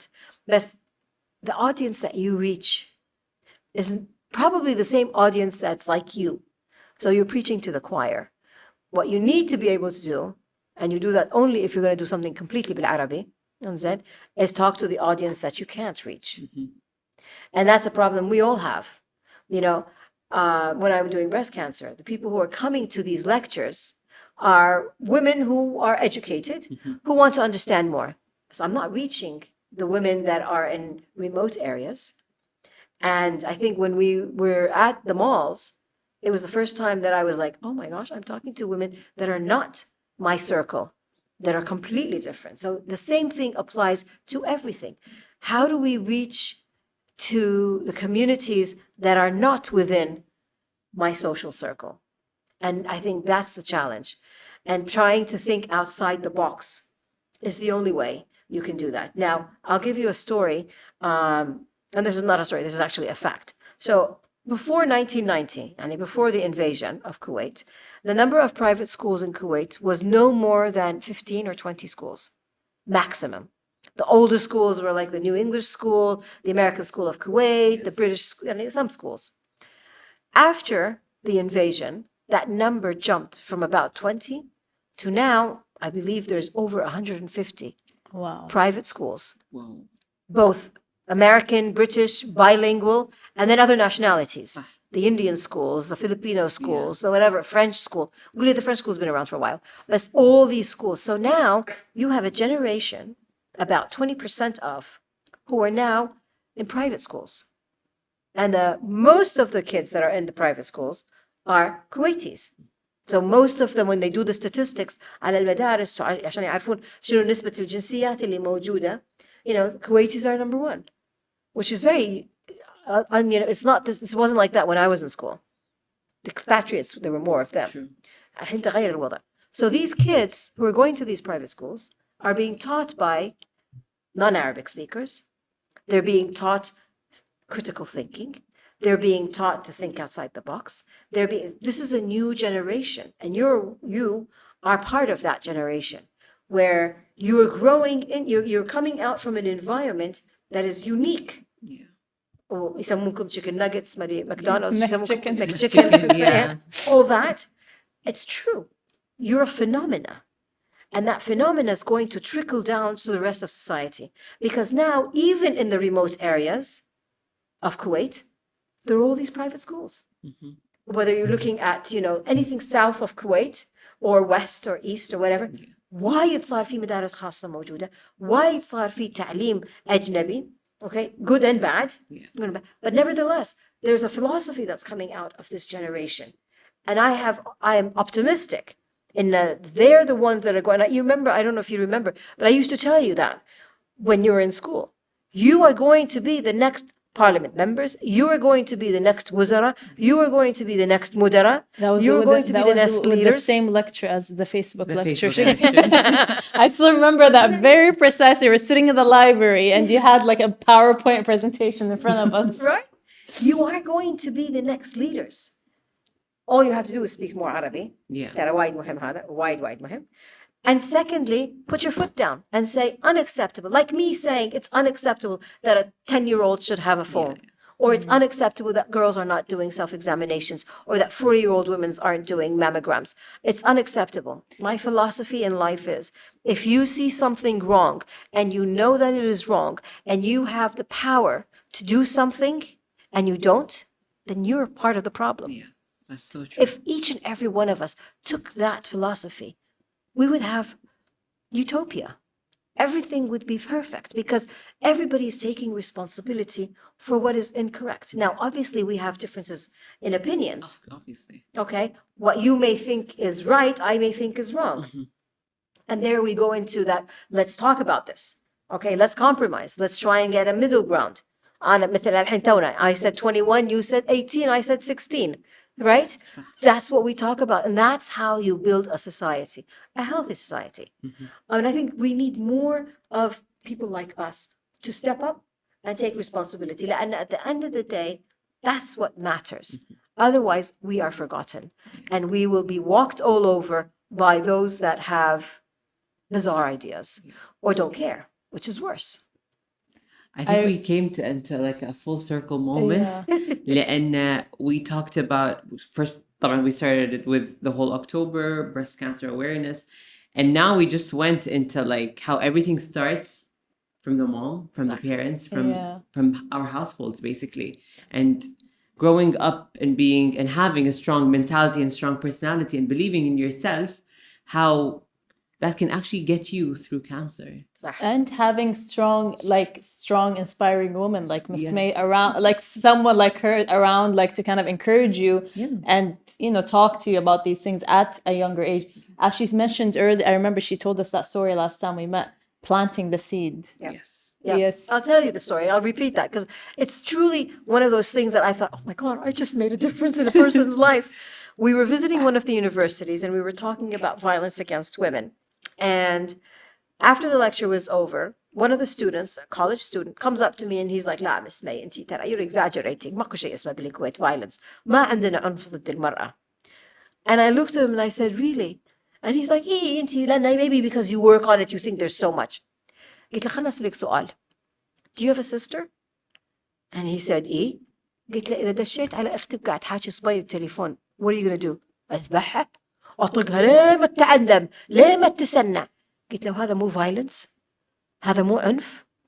طالعني and it was like لا بس هذه أختي. قلت له يعني شنو أختك؟ You are allowed to hit her? And it was like this moment in his mind where he's thinking, yeah, right, I shouldn't be hitting her. But then she did this, so he's thinking out in his mind. And I could see it in his face. And then he asked me, he's like, "I'll just say," because he really didn't know what to do. He was confused because nobody had told him that it's not okay to hit your sister. He'd always been told, "أنت دير بالك على أختك ترى," and he doesn't know how. So the only thing except to hit her, yeah, except to the hit extreme her. way, yeah. Exactly, except the extreme way. So he's like, well, what should I do? And I said, تقعد معاها وتكلمها بالتي هي أحسن. اخذ معاها a conversation. حبيبتي أنت أختي وأنا أحبك وأخاف عليك, ما أبي أحد يضحك عليك أو takes advantage of you. And let's talk to her so that she trusts you and talks to you as a big brother or as a brother. And he's like, إيه بس يعني الناس تطنس علي. قلت له, no. بالعكس, your sister, who's the most important person, will trust you. And that's what you want. And he looks at me and I'm like, إنزين أنت ما تحاكي بنات؟ فضحك. قلت له البنية اللي تحاكيها ما عندها أخوان؟ ليش حلال عليها وحرام على أختك? That's what you need to think about. And I think he was really seriously thinking about it because I could see it in his face. About 2 weeks, 3 weeks later, we were back at that university and we were sitting down and this student comes up to me, the same boy, comes up to me and he goes, Miss May, بقول لك سالفة. قلت له شنو؟ قال اليوم اللي تحكينا على الموضوع هذاك عن أختي وإذا حاجت صبيان وما أدري شنو. أنا كنت بالديوانية and I asked my friends بالديوانية لو أختك تحاكي صبي شو تسوي فيها؟ وطبعا كلهم قالوا يطقونها يعفسونها يسوون لها كذي. And he said, and I told them, ليش ما تحاكونا بالتي هي أحسن? Wow. Oh, wow. That is exactly what I was aiming for. Because all I did was plant that seed of him looking at a situation from a different perspective. And I think this boy is going to grow up to be an excellent husband and an excellent father, not because of me, but because he now knows that there are things that need to be changed. And that was one of them, that it's not okay to hit your sister, that it's okay to have a conversation that says with, "Inti ikhti wa ana ahibbik." That's what we need more of. Yeah. That's such a beautiful story. It is. I can't get over it. Yeah, صراحة. that's why I was like, I had to like bring it up because when she told, I was like smiling about it because that's what you want. That's the goal. Like talking to them like in a very like civilized. not Definitely. not getting to the, because like sometimes people like get on their level there, like they try to shout and scream, like no, just like civilized, Yeah. calm, and don't show like that anger reaction, and you'll see that you'll reach the point to والأنثى تجيب بالكلام الحلو أكثر من ما تجيب بالصراخ والإطراق Absolutely. صراحة يعني Absolutely. والله. yeah. Because that, if a brother goes and talks to his sister like that, هو يكبر بعينها. صح. Because we as women, in everything, you talk to us in a nice way, Yes. we will give you Everything. everything. Talk to us and all we want. على قولة somebody, I remember, you give a woman a house, she gives you a home. صح. And that's exactly what it is. We make the home a loving place. But what we want is that person in front of us to inspire us to do that. And all they have to do is be nice. It's like women are like flowers. Water them, give them the good the attention, they'll flower, they'll bloom. صح. Neglect them, talk to them negatively, صح. they'll die. Yeah. I remember one event that happened, and you made it happen in school. I remember it was like our senior year or something. And I remember growing up, and like every year in February, we wait for the operate to happen in Kuwait, which is celebrating Kuwait National yes. Liberation Day. And I remember we asked you, like, why didn't they Include us. include the private school girls within this program?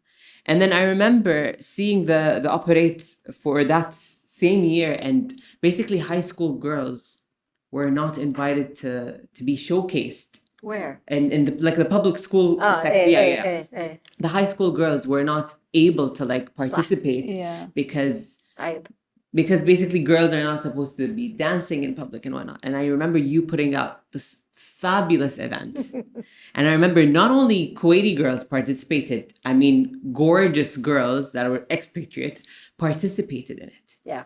And it was a whole It was show. so fun. Okay. And I remember hearing backlash, by the way. Like, Oh, did you? Yeah, I didn't yeah. know that. I heard because I participated. Yes. I was As one of- enjoying it. I was participating. Yeah, yeah, I did not hear about anything. And Farah and myself were actually two of the lead girls that you put us there. And I remember because we had like long black hair. Wow. And I remember when I went back to like extended family and telling them about how gorgeous the event was and showing pictures. And I remember like hearing like, how were you dancing in public? Right. And why were you doing that? And why was this something acceptable in your school? And that just showcases how your school is not okay and blah, blah, blah. But going back, and I remember how you supported us and being like, you're beautiful. You're celebrating not yourself, but your country. صح. Okay. And I remember, like, I'm getting goosebumps right now just talking about it, because I remember this, and I have it near and dear to my heart, because graduating from UAS and actually going to school, continuing my graduate studies also in Kuwait, that bursted my bubble. Because I went to university here in Kuwait, and I mean I'm exposed now to everything and everywhere and everyone in Kuwait, and I'm not only in my with my friends and my family. Yeah, we were in a bubble. That little Tony bubble, that Yeah, little yeah. bubble that you had. Yeah, it was خلاص صح. الفقاعة راحت. صح. And I think that's a problem that a lot of people face who go to foreign schools and then go and face the reality of society. And it's a very difficult Culture transition. It's a culture shock. It's the same culture shock that kids who go to America and study, or to the West or Yes, wherever, yes. and then come back home and suddenly, this is real. It's hard And these to people get don't back. think like I Yeah. think, and these people are different than me.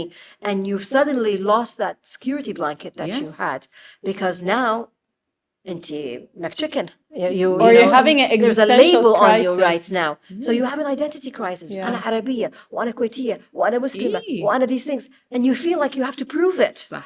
أنا عايشة هني طول You're حياتي. too Eastern for the West, and you're And too Western for the East. Yes, Exactly. No, but in my case, I'm born and raised here. I studied my whole life here. وأنا الحين بالجامعة بنفس الدولة. Why am I having this crisis? Because that little security blanket that you had in that private school that you were at, and Zen, is gone. Yes. And it's a really difficult thing, because now, I mean, I remember when I graduated from the States and then I came back to Kuwait too, I was like, I want to go back. I don't want to be. I remember my mother saying to me, And if all the good people like you went back, who's going to fix it? I remember answering her, قلت لها ماما والله صدقيني, I'm a better Arab لما أنا أكون بأمريكا than I am when I'm here. I am. أنا قاعد Because أسوي مشاكل هني. This is how I feel most of the time. بالضبط. I'm, when I'm there, I love it. When I'm here, all I find are things that make me criticize. And I don't want to be like that. But I think you are not alone in that feeling. And I think all these kids are having that, the exact same crisis. But what the private schools should be doing more of is introducing you to the reality of the society before you go there, so that you see what's happening. And I'll give you an example, and I know you're going to remember this story. I know you're going to remember this story. So there was a time when we had a parliament, and the parliament was going to talk about segregating the boys from the girls, right? Yes. I knew you would remember that. That was very Memorable. How can we forget that Exactly. time? So the story is, for your audience, is that I was going to go to the parliament. And I was going to because I'm all about coeducation, and nobody has the right to tell me where I can put my children in school. And I wanted my kids to be in a co-ed school. So I went to the owner of the school and I told her that I wanted to go to the parliament because there was this debate that was going to be going on at the parliament on this topic. And she looked at me and she's like, absolutely, let's go. And then she said, how about we take the students with us? And I thought, oh, yes, yes, I want to do that. And so within half an hour, We had permission we had slips. permission slips. We called parents and told them we're doing this. Mashallah, mashallah. All the parents said yes. And we put you on 2 buses. One bus for the girls, one bus for the boys. And I was with the girls, and the owner of the school was with the boys. And we spoke to you about where we were going and why we were doing that, so that you don't embarrass us when you get there. But also because we wanted you to be aware of the situation. And I mean, my son was one of them. Ahmed was one of the ones that was in the school. Until this day, he remembers that, because it was your introduction to going to the parliament. I don't think there's any private school that has ever done that since then, ever. And I don't think anybody's done it since. You went with your school uniforms, looking nice and prim and proper, and they wouldn't let you in. Do you remember? They wouldn't let you in because the logo of the school was on your uniforms, and that's not allowed inside the parliament. So we stood outside, and of course, you all looked so cute with your navy skirts and white shirts, and the media ate you up. The newspapers, the TV, they all came around talking to you, asking you questions. And for me, standing there and looking at that, I thought, okay, there's another seed I planted. We made a statement. We did definitely. Yeah. We made a statement. And the Minister of Education at the time, can't remember her name, she called the owner of the school to thank her for having her students at the parliament, because the parliament members who were against coeducation, against segregation, came out and they wanted to take pictures with all of you, which is like a political statement in a way. And it really, really made a big difference. So I think, to go back to why I did that, because I honestly, genuinely believed that you are going to get a culture shock when you leave that bubble that you had yourselves in. And you needed to know what reality was like. Yes, you have your families and you have your Friday gatherings and you have your, old-fashioned or conservative family members. Yeah. But that's still family. You needed to know what the government was going to be doing for you, what the workforce was going to be, where are you going to work? So I would have loved to be able to, مثلا, have you go to visit banks. Field trips. To ministries and مجمع الوزارات. Exactly. Yeah. And learn how to do that. I remember talking to, I don't know if you know this or not, but I remember talking to the Arabic teachers في المدرسة. And I had gone to, speaking of banks, I had gone to one of the banks and I brought 100 application forms. And I gave them to the Arabic teacher and I said, these are application forms to open a bank account. Please give them to the students so that they know how to fill out an application form. Because our kids don't know how to fill out an application form for a bank account. It's a practical, simple way. So when you look at the application form where it says الاسم الأول, الاسم الثاني, الاسم الثالث, you know what that means. رقم التليفون, الجنس. What does that mean? Be able to fill out an application form, something practical so that you know what to do. Yeah. That was the kind of education that I think, that is the kind of education that I think our students that are going to private schools need. Not just the math, the science. Life and skills. Life skills. Life Definitely. skills. It's I like think it's life like- skills is lack like that. There's a lack of that within all school systems, Oh, not yes. just Definitely. Oh, not no, just- for sure. not just Definitely. not even in Kuwait, like even in the US, like if you're to go to the US, like there's taxes. They don't teach you how to file taxes in the صح. US. They don't teach you what you should be paying or what is like codependent and what is all that. Because like I worked in the States and I was like getting all these like taxes and different types of taxes, income tax, like federal income tax, and there's state tax, and then there's I don't know what others, and they don't teach you none of that. And I also went to a high school in the States as well. So what you do is you follow not the United States. The best educational systems, as I'm sure you're aware, Scandinavian. is Scandinavian Yeah. countries. The Norways, the Swedens. Those are the kinds of systems that you need to follow and even Singapore, because their whole educational system is based on reality of society, Applying it to life. applying it into society and how things are done. And that's what you need to And do. you know what's Hands on. crazy? It's basically It's Exactly. hands-on, And you know exactly. what's crazy? I had my first grade teacher and my second grade teacher. I still remember things we did in that class because of the way it was taught to us. Very hands-on, very practical, very like get your hands dirty. This is how it's done. This is how it's this. صح.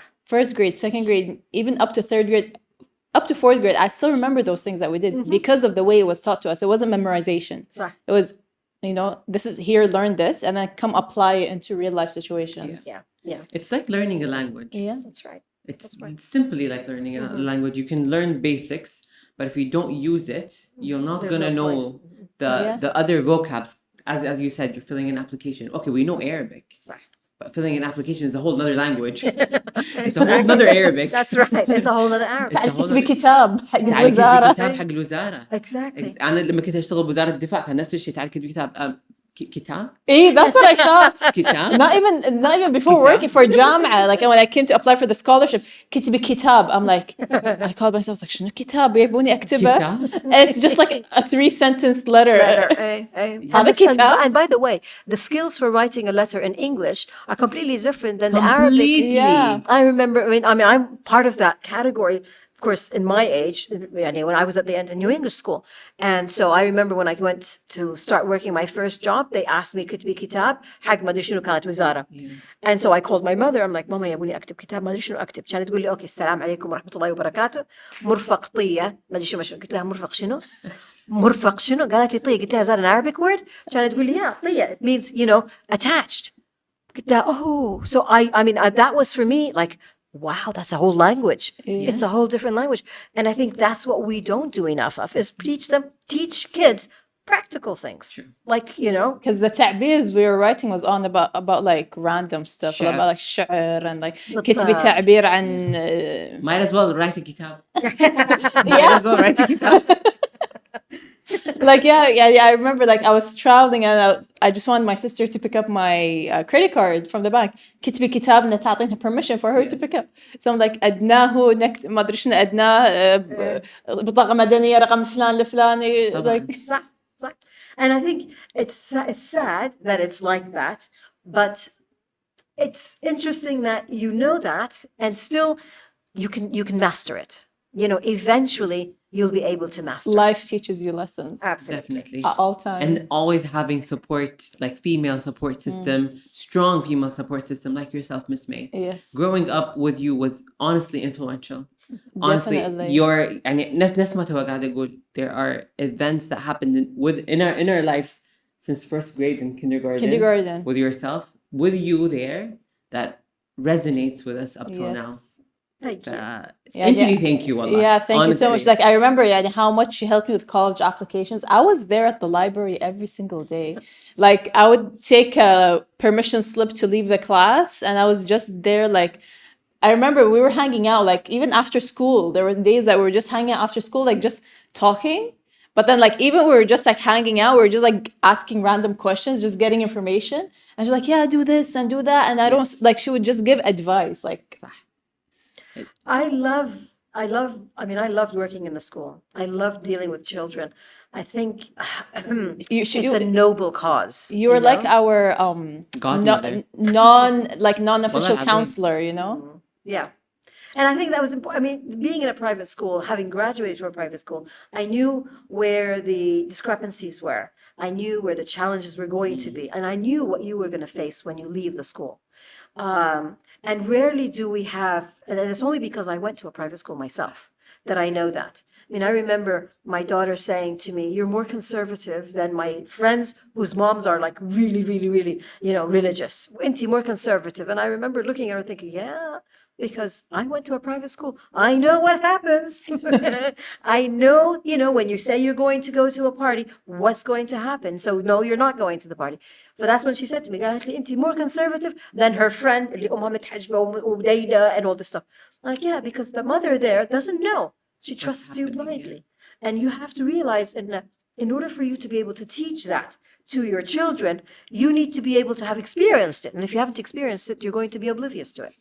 Again, that's going to be different now because 20% of Kuwaitis now are going to private schools and they're going to co-ed schools and they're going to second language schools. So they're going to grow up knowing how to balance that because now you know the challenges you face. So when you put your child in school, you're going to tell that child, this is the challenge you're going to face. You're going to take them to Majlis al-Ummah when they're younger so that they can learn. You're going to give them the opportunities to be able to see what's on the other side of the mountain, basically. Because we had completely, in the private schools, isolated you from that. Yes, that's so true. Wow. Full circle moment. Jed, That's amazing. Like, we can go on and on and on talking. Like, we're enjoying this stories for conversation. days. Yes, we have for stories sure. for days. But to wrap it up, what is, other than Orange Kuwait, what is next for you? Other than Orange Kuwait, what's next for me? I think what's next for me is, first, obviously, I want to get healthy again. So I'm so taking care of myself. So taking care of myself. Alhamdulillah. From an activism point of view, I want to make sure that breast cancer is not just in October. Yes. So what I'm planning on doing every month, probably not November, but December, and every month from now on, is to have at least one activity that is somewhat related to breast cancer. Whether it's going to be a lecture, whether it's a visit to a hospital, whether it's something at one of the malls where we draw attention, I don't know what it is, but I have going to, when I finish from here and I go home, and when October is done, I'm going to put a plan for the next 12 months until next October. Already I'm thinking of what we're going to be doing for October 2025. So for me, that's going to be my mission, is to focus on raising awareness for breast cancer and early detection and the importance of self-examination and mammograms. I know that's what I'm going to do. The Orange campaign obviously is going to take a lot of stuff, a lot of my time.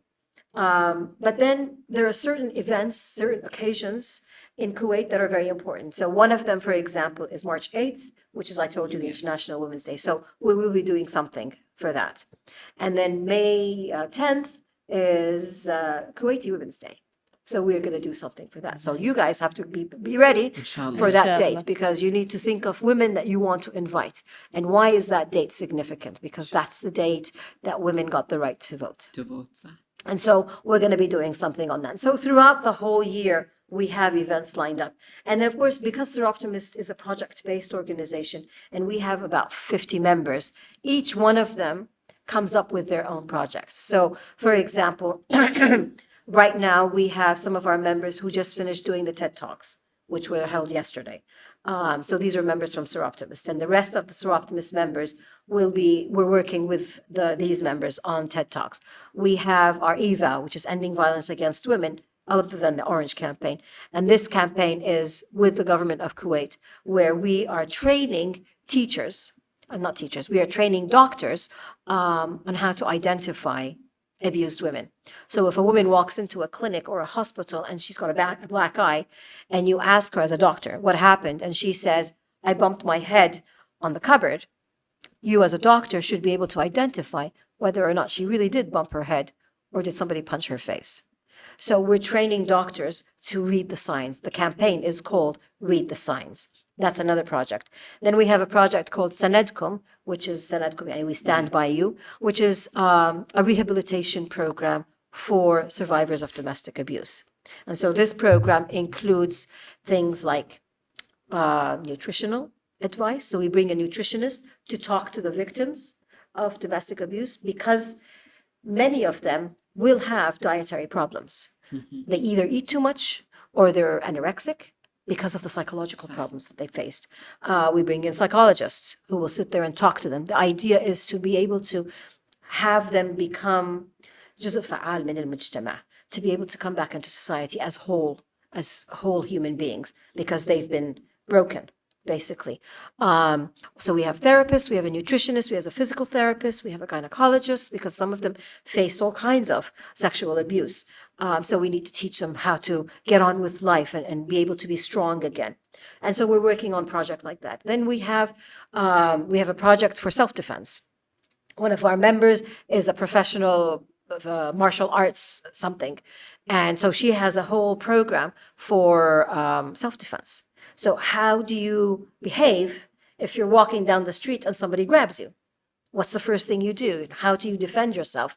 So we have a program like that. So there's about, I would say, at least 20, 25 projects that are ongoing right now in SOROPTIMIST. And what's really something that I'm so proud of is that the 70,000 members that we have in SOROPTIMIST in all the 5 federations, SOROPTIMIST Kuwait has the most number of projects. Wow. That's amazing to hear, honestly. And I tell you, when we won an award we've won 2 awards from SOROPTIMIST International, whose headquarters are in Geneva. The first one was for our thalassemia project, which is a blood disease that's very common in this area. So that was a project that I was actually leading, and we won Best Health Project for that. And then the second project we won was for our Orange campaign. And it was for 2021. I think it was 2021. And this particular campaign was part of our Orange campaign, and it was called I Stand With Her, that men stand with women. لأن I always say إيد واحدة ما تصفق. لازم يكونوا رجال معنا. لازم يكونوا معنا You're men. saying. Yeah. We need men to support women. And so what we did for this particular campaign is we brought in some of the most dynamic men in Kuwait, from government ministries to bankers to engineers, and asked them, how do you support the women in your life? Your wife, your sister, your daughter, your mother. And we interviewed them. So we would ask them, and then we interviewed them, and then we had a whole social media campaign of these Kuwaiti men talking about the women in their lives, their daughters, their sisters, what have you. And then we brought in the motorcycles. You know, those guys that ride up and down Gulf Road? We put orange T-shirts on them, and they drove up and down the Gulf Road. And it was incredible. That's I mean, it just amazing. looked like we had a drone filming them. The video is just so cool. Because, you know, the most macho men you can Yeah. think of, With you an know, orange. with an orange T-shirt going up and down. It says, end violence against women. If they can do that. And I mean, it was a whole campaign that was about men and helping women and supporting women. And so we won an award for that. And what was really nice is that you'll see it on my Instagram, is when they called up our name and they said, the award for Best Ending Violence Against Women project is SOROPTIMIST Kuwait. Oh, just the name Kuwait on this huge screen with 400 women sitting there. And me and Dr. Amar Bahbahani, who's a friend of mine, who's also the past president of SOROPTIMIST, we get up and we go on stage to receive this. The only thing I wish I had with me at that time was Alam Liquid. I wish I had Alam Liquid with me because I was so proud that we, Dawla, Arabiya, Muslima, with all the prejudices that the West has of Arabs, that